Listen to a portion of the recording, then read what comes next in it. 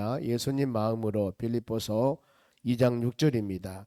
그는 근본 하나님의 본체이시나 하나님과 동등됨을 취할 것으로 여기지 아니하시고. 아멘. 오늘 같이 보실 하나님 말씀은 스가랴서 9장입니다. 스가랴서 9장 1320쪽 중반절 보겠습니다. 9절에서 14절까지 중반절 읽어드리겠습니다.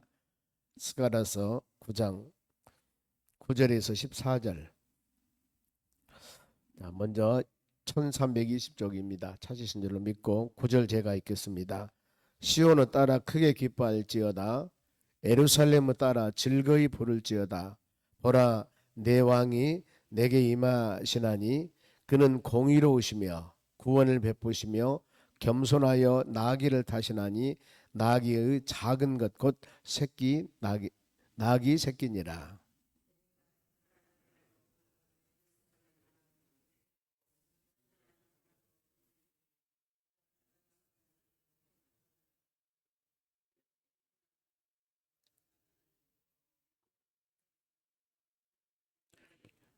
또 너로 말할진대 너희 언약의 피로 말미암아 내가 너희 갇힌 자들을 물 없는 구덩이에서 놓았나니.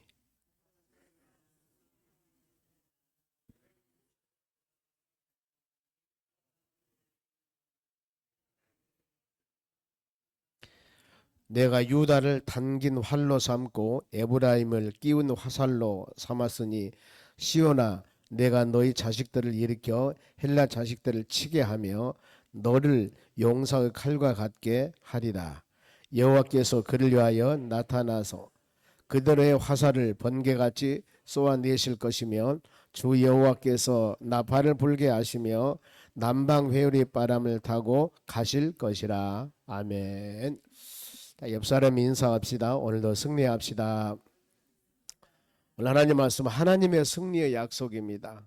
학계 스가랴서 말라기는 새해 하나님의 말씀은 바벨론 포로 돌아와서 하나님의 자녀들에게 성전을 짓고 학계서입니다. 그리고 스가랴서는 이 성전을 통해서 미래 비전을 보여준 겁니다. 비전. 이제 힘들고 지쳐온 어려운 시절을 다 지나고 앞으로 오실 메시아 그리스도와 함께한 복된 삶. 그리고 이제 말라기는 하나님의 자녀들이 이루할 것, 어떻게 보면 예배 회복이라고 할 수 있습니다. 그러면서 구약이 마치게 됩니다. 그러면 지금 하나님의 자녀들은 솔로몬 성전에 비해서 어마어마하죠. 3,400톤이나 되는 금으로 지었다고 합니다. 엄청나죠. 그런데 그 성전에 비해서 바벨론 포로에서 70년 하고 돌아와서 진 스룹바벨 성전은 너무나 연약해요. 그래서 하나님께서 뭐라고 말씀하냐면은 지금 연약하지만은 이 성전이 전에 있던 솔로몬 성전보다도 더 영화로울 것이다. 우리가 이런 말씀을 통해서 크고 많고 호화스러운 거 좋습니다. 그러나 우리 믿음의 사람들은 그 안에 예수영, 하나님의 말씀, 성령의 역사, 그 마음에 주님이 있는가, 주님을 향하는가. 그래 하나님께서도 외모가 아니라 중심이라고 했습니다. 항상 이걸 생각하셔야 됩니다.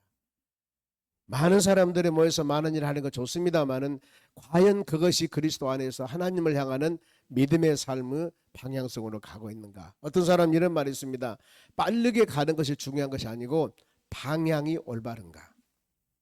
그겁니다. 여러분. 우리 신앙생활 물론 열심히 빨리 가는 거 좋게 여길 수 있겠지만 가는 방향, 우리가 행하는 목표, 오직 예수 그리스도 안에서 말씀 안에 믿음으로 가는가, 이걸 잘 점검해 보셔야 한다는 겁니다. 그러면 오늘 14절 말씀의 중반절을 읽었습니다. 그럼 1절에서 8절까지 앞절 말씀 어떤 말씀이냐면 하나님의 역사하심, 이방 수많은 나라들, 하나님은 믿음의 자녀들도 돌보고 인도하지만 모든 사람들 다 이 나라 세계 민족을 다 다스리는 하나님이시에요. 이걸 통치라고 그럽니다. 하나님의 통치, 하나님의 다스림. 그러면서 보면은 다메섹이 나오고 두로와 시돈이 나옵니다. 바로 대표적인 그때 당시의 많은 지역 이름이고 나라들 이름입니다만 그런 나라들 다 하나님의 손 안에 있다. 그리고 이방 나라들 하나님을 대적하고 그 나라들은 그들의 죄악, 교만함과 올바르지 못함에 대한 멸망을 당한다. 그러면서 4절 봅니다. 주께서 그를 정복하며 그라고 해서 앞에 두로와 시돈이라는 이 지중해 있는 해변에 지어 있는 그런 나라 말합니다. 주께서 그를 정복하시며 그의 권세를 바다에 터 넣으리니 그가 불에 삼켜질 것이다. 아무리 강한 나라라 하더라도, 아무리 물질 문명이 발달됐다 할지라도 하나님의 손 나기에 다 있다. 하나님께서. 그러면서 또 6절 말씀 보면은 아스돗은 잡족이 거주하리니 내가 블레셋 사람의 교만함을 꺾고, 세상 사람들이 하나님을 모르고 자고해서 정말이면 바벨탑을 쌓아서 하나님의 권위에 도전하든가 하와 같이 선악과를 먹고 하나님과 동등대를 하든가 뭔가 모르게 피조물들이 자기의 위치와 자기의 처지를 잘 알지 못하고 하나님의 권위에 도전할 때 하나님은 여러 가지 방법을 통해서 주 안에 돌아오기를 원하십니다. 그러나 그러지 아니할 때는 하나님 방법으로 반드시 모든 것들을 다 하나님은 심판하십니다. 이게 하나님의 섭리거든요. 그러니까 자, 이 5절 말씀 보면 아스글론이 나오고 가사, 에그론, 아스글론 수많은 여러 지역이 나옵니다만 이건 블레셋 나라에 대한 도시들입니다. 우리 같으면은 인천, 서울, 부산, 광주 이렇듯이 그 지역적 이름이에요. 그러면서 이 6절에 아스돗은 그 지역은 잡족이 거주하리니 내가 블레셋 사람의 교만함을 끕니다. 왜 그들에게 많은 하나님의 심판이 있었을까? 교만함. 하나님의 원인 이유가 있습니다. 그러면서 믿음의 자녀들, 하나님 백성들은 승리와 보호를 주는데 그게 8절이에요. 보겠습니다. 내가 내 집을 둘러 진쳐서, 내 집이라겠습니다. 내가 내 집을 진을 쳐서 적군을 막아 거기 왕래하지 못하게 할 것이라. 포악한 자가 다시는 그 지경에서 지나가지 못하리니 이는 내가 눈으로 친히 봄이라. 하나님이 눈동자같이 지키십니다. 그러죠. 시편 120편 말씀 보면은 졸지도 아니하시고 주무시도 아니하시고 하나님의 자녀들을 지키신다고 그랬습니다. 하나님이 그 약속이에요. 주위에 있는 수많은 여러 나라, 그들의 물질 문명이 발달되고 대단한 나라 같지만은 하나님 그들 결국에 교만함과 다 그들 제약 때문에 멸망할 것이고, 그 다음에 하나님의 자녀들은 내가 눈동자같이 지킬 것이다. 우리 믿음의 사람들, 그러면서 이제 하나님의 승리 약속을 합니다. 특히 9절 한번 보겠습니다. 이 9절 말씀은 마태복음 21장에 보면은 이제 고난 주간 때 예루살렘 입성이 첫날입니다. 종려주일이라고 그럽니다. 주일날이죠. 믿음의 자녀들이 예수님이 예루살렘 입성하니까 종려나무, 애자나무 가지를 꺾어서 호산나 다윗의 자손이여 우리를 구원하소서 승리 예수님으로, 그런 예수님께서 이제 그 많은 그때 당시 로마나 여러 가지 나라의 어려움을 당하고 있는데 이제 메시아 구세주 예수님께서 예루살렘 입성해서 왕이 되면은 우리 삶은 이제 완전히 불행 끝 행복 시작이다. 엄청날 것이다. 오병이의 기적을 행하신 하나님, 각양각색 모든 질병을 고치신 우리 예수님께서 이제 예루살렘에 들어가서 왕이 되면은 우리는 진짜 좋은 살판 났다. 그러니 제자들뿐만 아니라 그 성에 있는 모든 사람들이 엄청나게 환영을 하는 겁니다. 그런데 예수님이 예루살렘 입성할 때 그 많은 사람의 그렇게 환영을 받을 때 예수님의 입성 목적이 십자가 죽으시기 위한 것이거든요. 전혀 지금 이 많은 사람들 마음은 다르지 않습니까? 그러면서 예루살렘 입장할 때 저기 새끼 나귀, 어린 나귀 매 있는 나귀를 끌고 와라. 그러면은 주인이 누가 쓰겠습니까? 그러면 주가 쓰시겠다 하라. 그러면 줄 것이다. 그 예언의 말씀이 여기입니다. 스가랴서 9장 9절. 자, 한번 같이 읽어보겠습니다. 시온을 따라 크게 기뻐할지어다. 예루살렘 따라 즐거이 부를지어다. 보라, 내 왕이 내게서 임하리니 그 공의로우시며 구원을 베푸시며 겸손하시며 나귀를 타시나니 나귀의 작은 것 곧 나귀 새끼니라.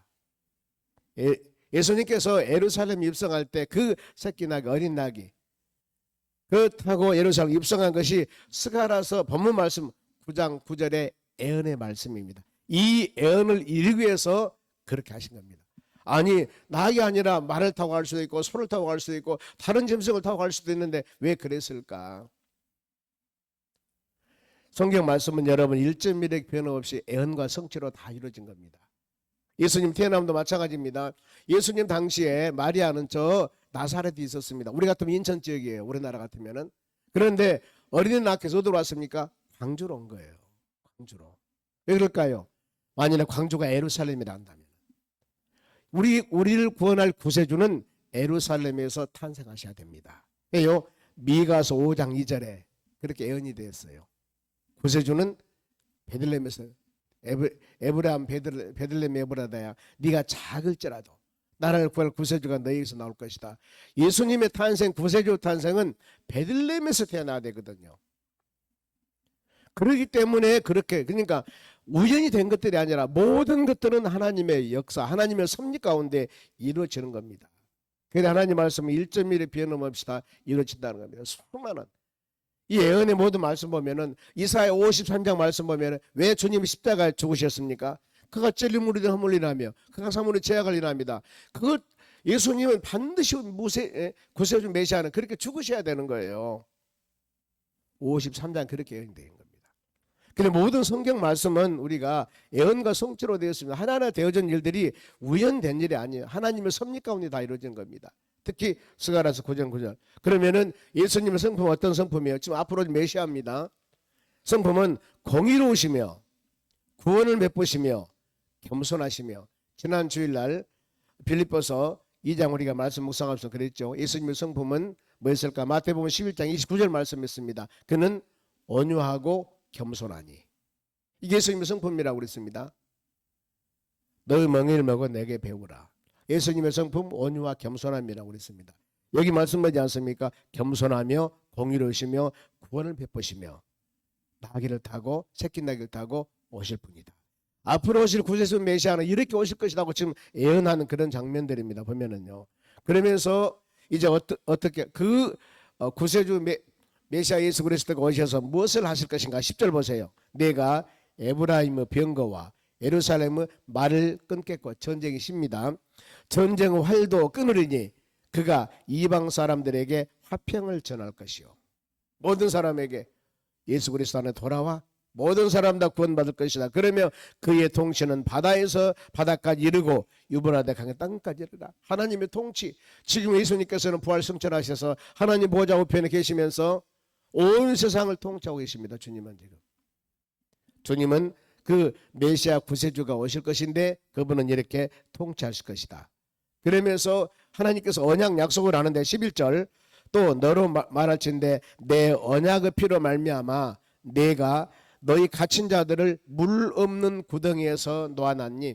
아무리 힘들고 지치고 어렵다 할지라도 그 모든 어려움에서 구세주 그분께서 오시면은 다 해방할 것이다. 해방할 것이다.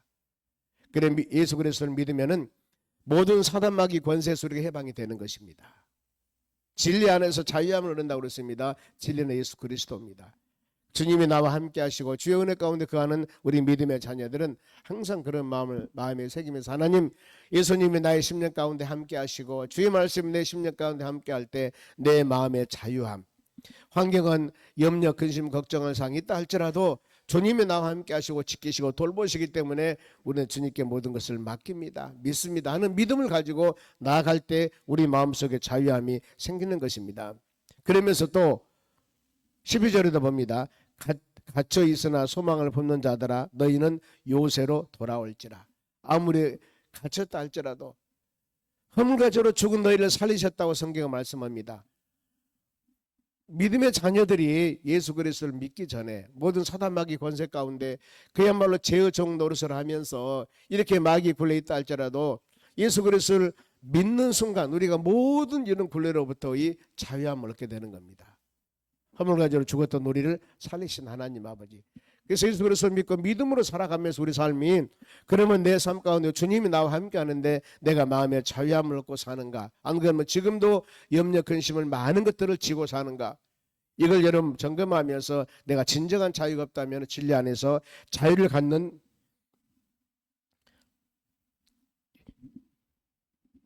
여러분들이 되셔야 합니다. 그러면은 이렇게 언약하는 사는 자들에게 주신 하나님의 축복이 있습니다. 보면은 지금 하나님의 약속인데 13절에서 이 17절까지 말씀을 통해서 몇 가지 약속을 하세요.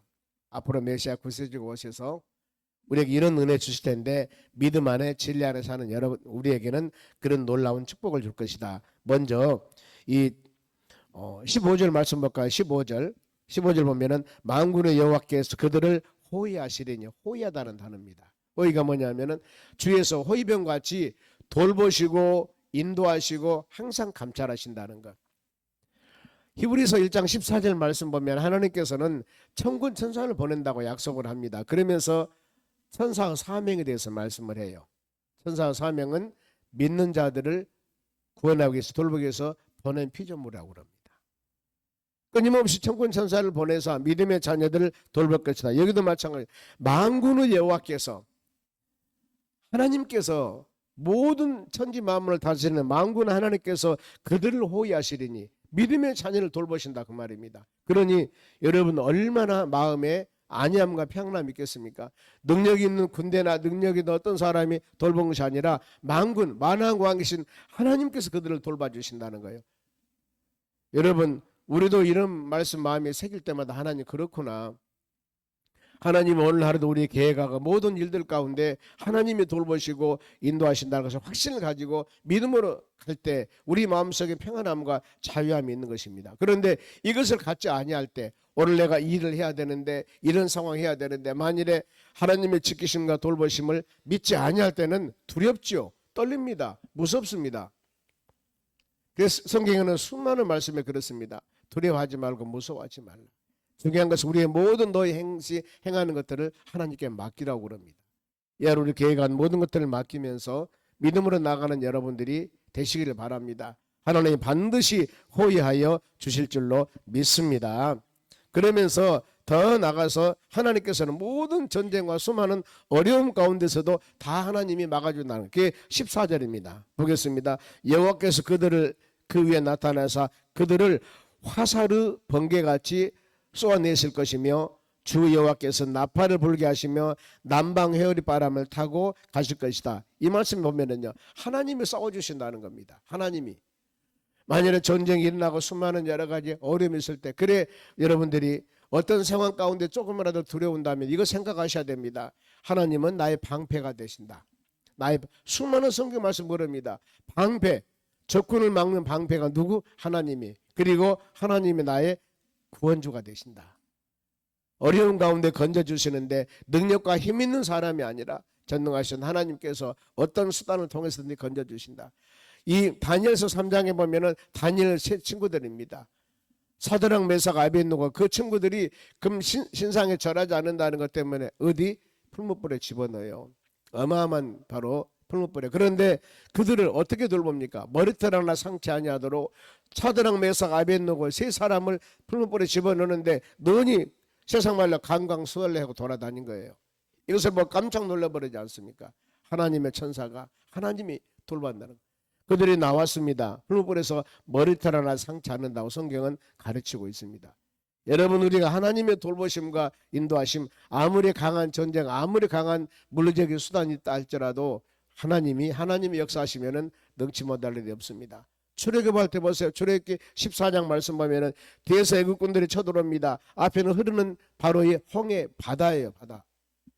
그런데 모세 손에 드는 지팡이로 내리미니까 바다가 갈라지지 않습니까? 보면 흐르는 물이 갈라지는 거예요.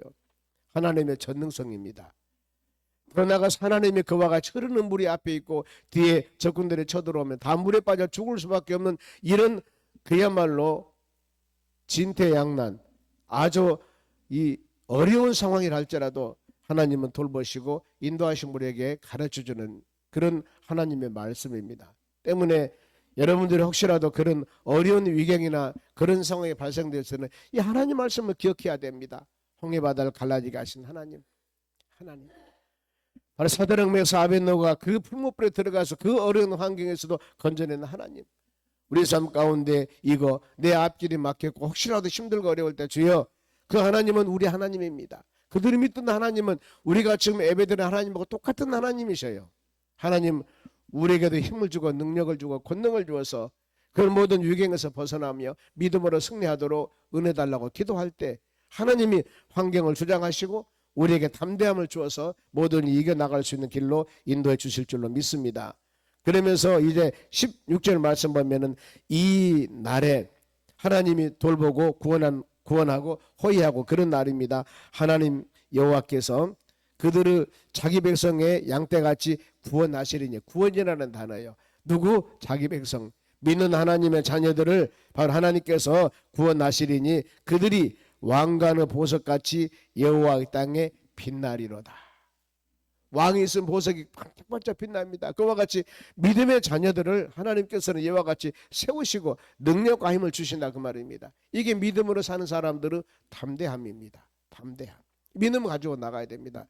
그리고 마지막에 17절 그의 형통함은 계속 번성한다. 나무를 심었는데 나무가 자랍니다. 근데 모든 나무들은 보면은 어느 시기 가장 자라고 그 다음에는 늙어요. 그런데 여기 형통하다는 것은 계속적으로 성장해 나간 것이 형통하다는 뜻입니다. 보면은 보세요. 그의 형통함과 그의 아름다움이 어찌 그리 큰지 곡식은 청년을 새 포도주는 처녀를 강건하게 하리라.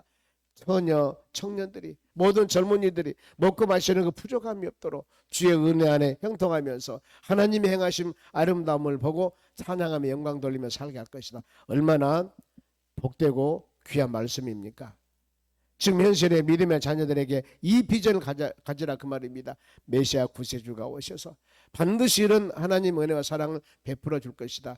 오늘날 지금 우리가 바라는 것은 무엇입니까? 현실에서 하나님의 도우심과 하나님 인도함 받으면서 살아간 하루하루 삶입니다. 그런가 하면 더 나아가서 우리는 영원한 하나님의 나라 계시록 21장 22장 기록된 그 하나님의 나라를 소망하며 믿음으로 살지 않습니까? 현실에도 힘들고 어렵다 할 때 주님 의지하고 믿음으로 이겨나갑니다. 돌보시는 믿고 확신 가지는데 이들이 그때 언젠가는 다시 오실 메시아 구세주를 소망하며 믿음으로 살듯이 우리는 현실에서 하나님을 돌보실 뿐만 아니라 하나님의 나라 천국 소망하며 믿음으로 살 수 있게 도와주었으니 얼마나 주여 내가 감사합니까? 이 하루도 주님과 동행하는 삶이 되고 하나님 의지하고 우리가 계획하고 또 하나하나 모든 일들 우리 비전 위에 하나님의 기름 부음과 성령의 역사가 있기를 고대하면서 간구하면서 구할 때 믿음의 자녀들은 현실의 환경 보고 절망하면 안 됩니다. 주님의 역사하심과 인도함 따라 하나님의 나와 함께 하실 믿는 믿음을 가지고 담대하게 승리하는 여러분 되시기를 주의 이름으로 축원합니다. 기도하겠습니다. 하나님 감사드립니다. 주신 말씀 마음에 새기며 이 하루도 믿음으로 승리하는 하루가 되기를 원합니다. 하나님 오늘은 수요일 날입니다.